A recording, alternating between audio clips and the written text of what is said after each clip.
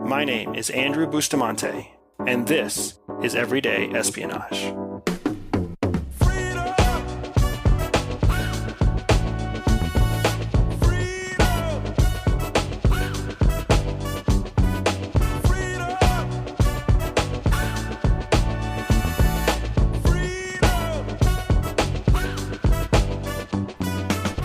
12 weeks ago, I kicked off an experimental project that I am calling Ground Truth. I wanted to share my personal network of intelligence professionals with you so that you could hear them tell you about how they use espionage in their everyday life. I wanted to let you hear them tell their own stories in their own voice. I'll be honest, I didn't really know what to expect. I didn't know if you'd be interested. I didn't know if they'd be willing. And I had no idea what to expect taking a mobile recorder with me on a trip around the Middle East and South Asia. But the feedback has been amazing. The flood of emails and social media messages and online reviews have me convinced that you enjoyed hearing from E.D. Jackal. For those of you following me and Everyday Spy on YouTube, thank you for the feedback on my conversation with former KGB deep cover operative Jack Barsky. I have a lot of ground truth still to share, and I don't plan on holding anything back from you. So without further ado, let me introduce you to my next guest and friend, EDVIPER. So it took a little bit of convincing, but I'm really excited to have you here. So a couple of ground rules that I want to lay. First, we're not going to talk about your real name. We're not going to talk about the real names of anybody in your family. But I'm really excited to have you here, and I want to call you by a code name, EDVIPER. Yeah, I'll take that. I think others would have probably given me a less glamorous name, but I'll take Viper any day. So I just kind of wanted to start with a couple of general questions. I think one of the things that impresses me the most is that you actually come from a military background, serving with the Defense Intelligence Agency. And the DIA is one of those agencies that I don't think people hear enough about. And I don't think people understand that the Central Intelligence Agency relies heavily on the Defense Intelligence Agency to be a partner in overall intelligence collection. There's a huge collaboration, and I think it probably is a part of the untold story that it takes both those organizations and the Federal Bureau of Investigation as well. All the intelligence all the alphabet soup. Yeah, all the intelligence organizations have to work together to kind of counter some of the threats our nation's facing today. Why do you think an organization like DIA doesn't get the attention that CIA gets? Do you think it's a Hollywood thing? Do you think it's a press thing? Do you think it's a professionalism thing? Yeah. I think it's a mixture of everything. So really, if you look back at the ground roots, if you use DIA as an example in thinking about human operations, clandestine operations, really the Department of Defense started clandestine service, which eventually became the Central Intelligence Agency. Yeah, that's true. And so the Office of Strategic Science. OSS. Right. So the ground roots of the CIA is really a military base that expanded to be more effective for the civilian political structure. And then the Department of Defense maintained that capability as well, with maybe a slightly different focus. No, that's interesting.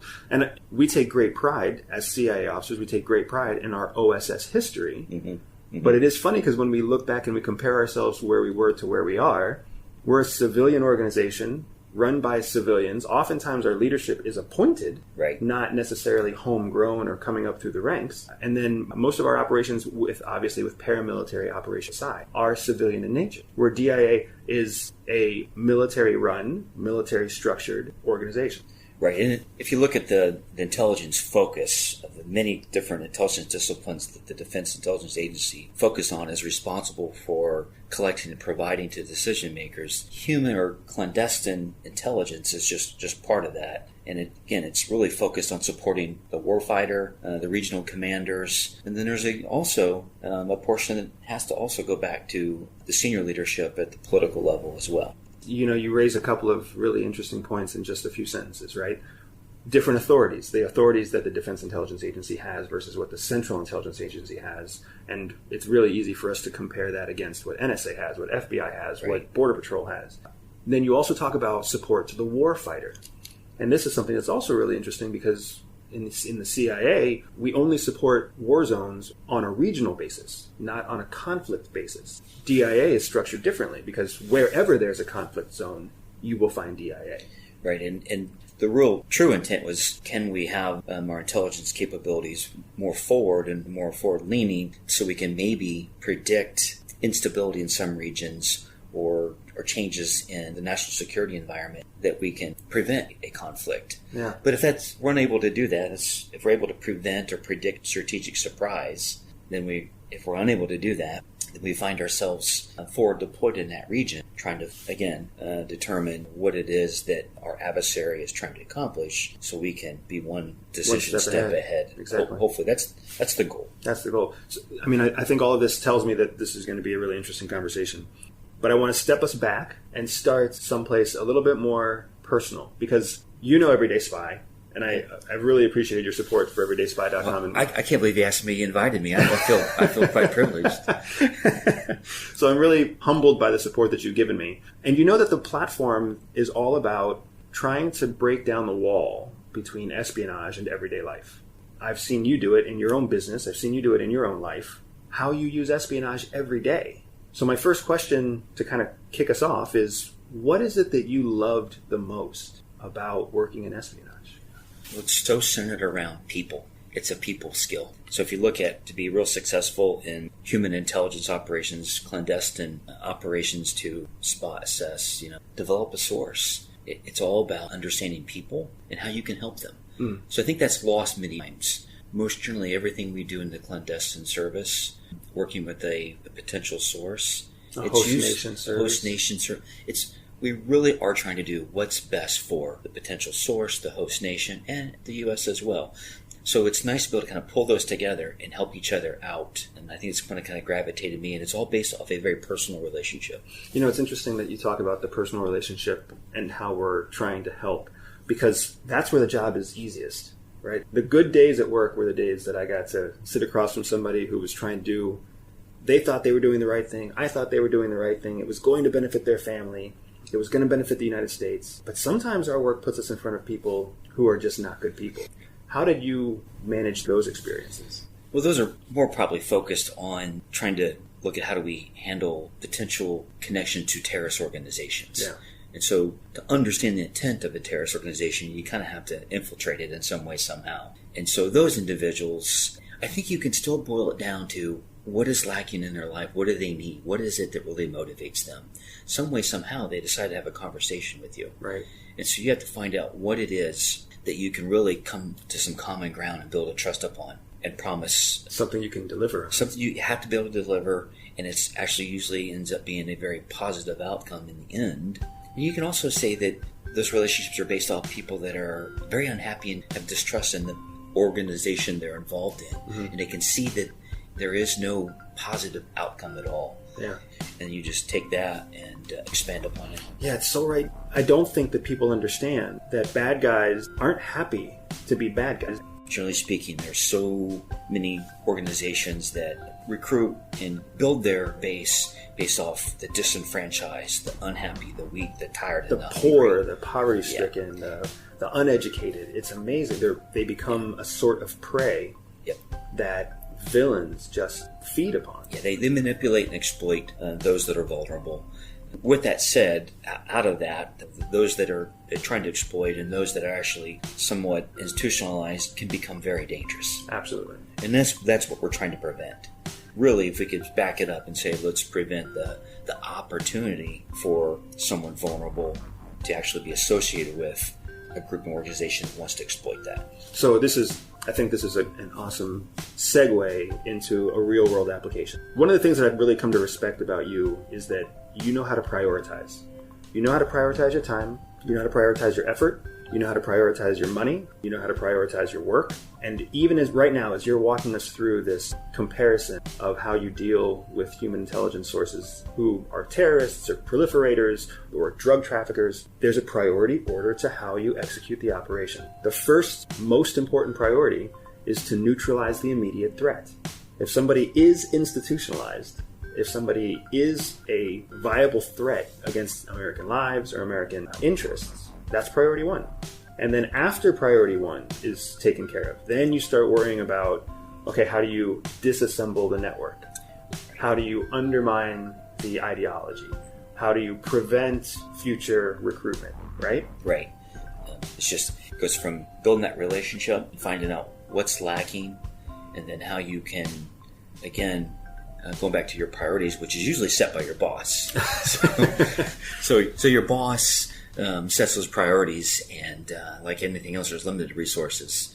So you have limited time, limited resources to accomplish the priorities, and together you balance those and move forward to accomplish those in the most expeditious way possible with the highest return on your investment of time. Now, you've been the boss. You've been the boss of teams that have had global reach. Yeah. Yes. How did you prioritize for your people?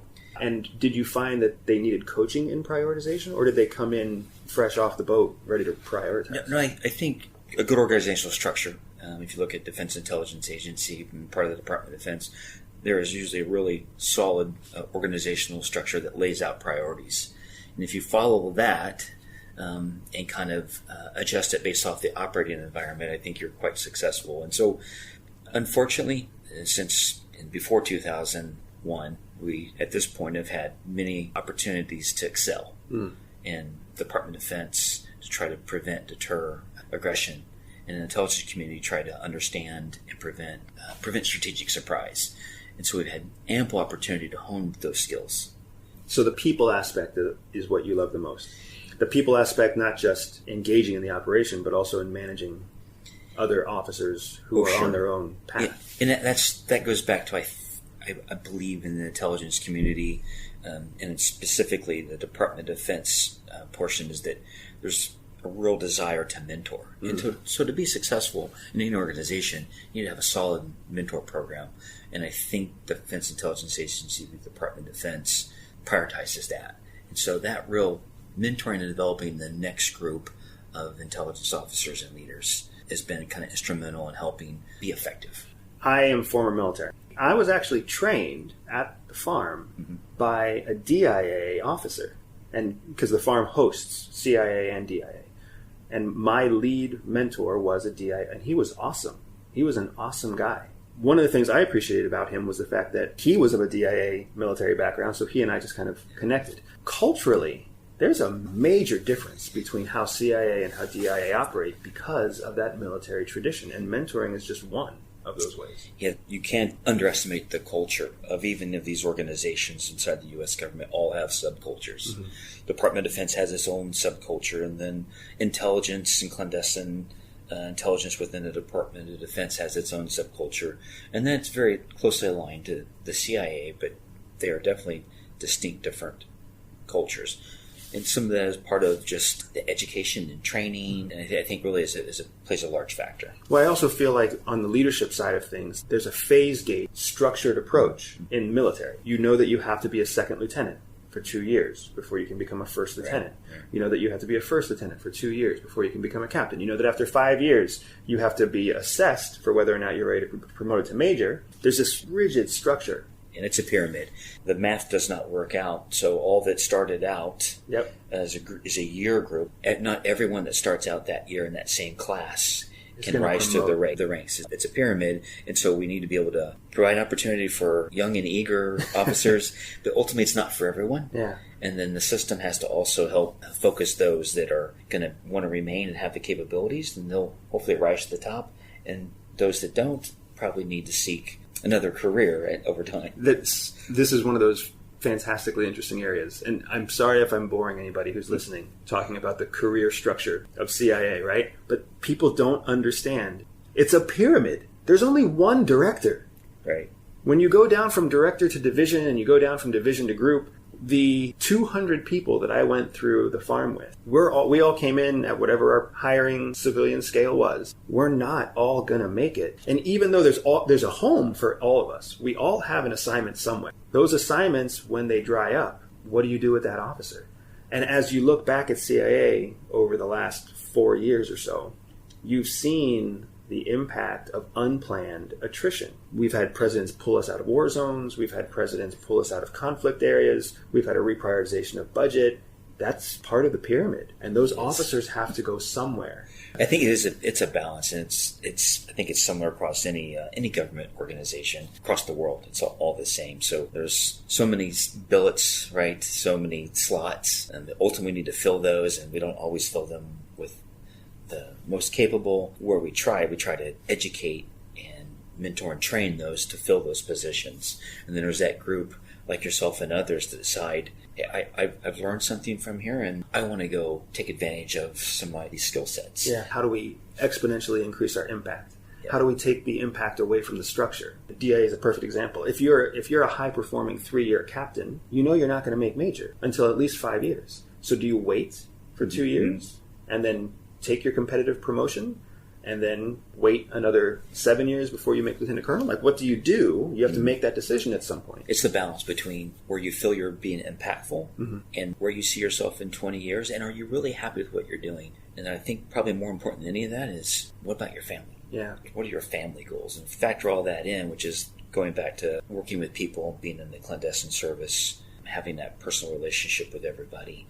And same thing in the family as well. You have to kind of understand what the family goals are. And hopefully that fits in with your professional government career, your military career. And if it doesn't, then I think it's okay to choose another path. Now, the family transition is an interesting one for me too, because you have an interesting and unique family background. We come from a world where divorce is rampant, but you have not been divorced. You're 19 years in? 19 years. So you've managed to maintain a healthy marriage.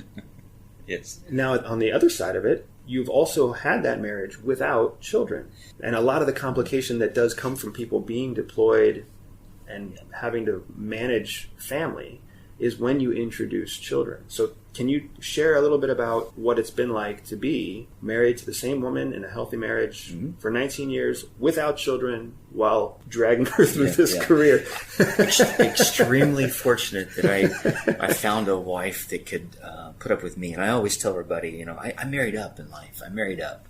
And so really, besides just serendipity, being in the right place at the right time and finding the right woman, there are some things that kind of helped it, and that is just, from the very get-go, my wife is very supportive of my military career and very supportive transitioning into more of an intelligence focus. And that alone is super important, because the sacrifice that any spouse makes when they marry a military person, male or female, that's not an easy contract to sign. Not at all. We totally underestimate that, the spouse and the children. We often joke and kid that the reason we didn't have children is I was never home to be there to take care of the kids. So therefore, she didn't really want to have any children. She just couldn't see herself, couldn't visualize the struggles that she had seen and the challenges. And so we just opted out not to have children. And we played it, looked at it, year by year. And then one day you wake up and you realize, well, you're a little older. And so maybe there's other things you can do besides having children. For us, we chose to try to be maybe the best aunt and uncles, to spoil our nieces and nephews. If you spoil your nieces and nephews, you're not the best aunt and uncle. And best to the children, and not to the siblings. So many times, yes, our siblings forewarn us about what we can and cannot provide to the children, especially when they're young and it's lots of candy. You show up, you provide lots of candy, and then you leave a few hours later and then the parents have to deal with the sugar rush. That's a terrible kind of covert op right there, man. It is. I'm a trained professional.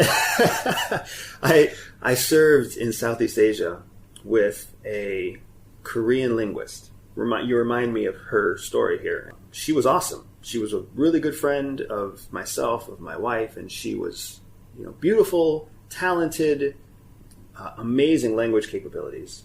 And she was married to the same man for their entire career. And she was constantly under demand. I mean, anywhere that there were North Koreans, you need someone who can speak Korean.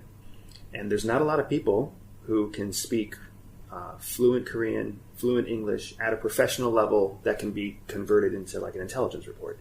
So she was hugely demanded. And just like you were explaining in your story, they never had children.